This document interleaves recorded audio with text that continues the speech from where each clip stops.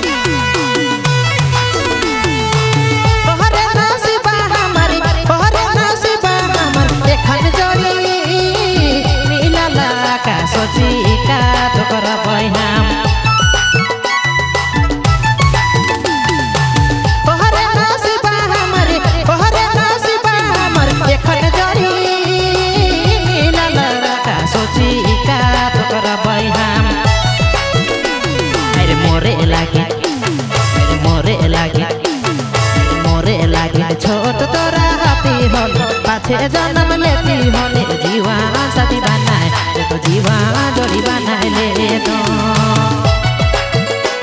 अरे मोरे लागी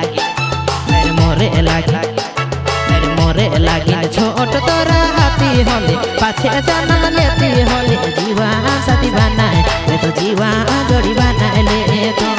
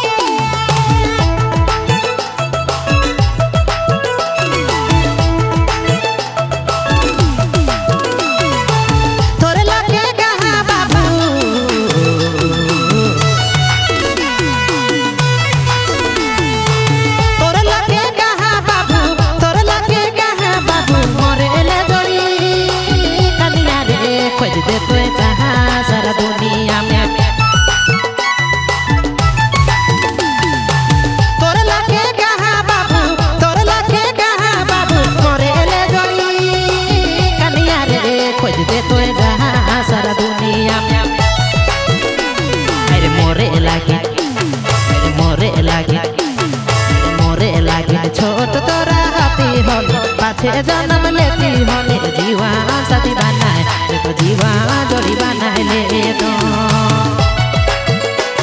अरे मोरे लागी छोट तोरा हाथी होले पाछे जन्म लेती होले जीवा साथी बनाए तो जीवा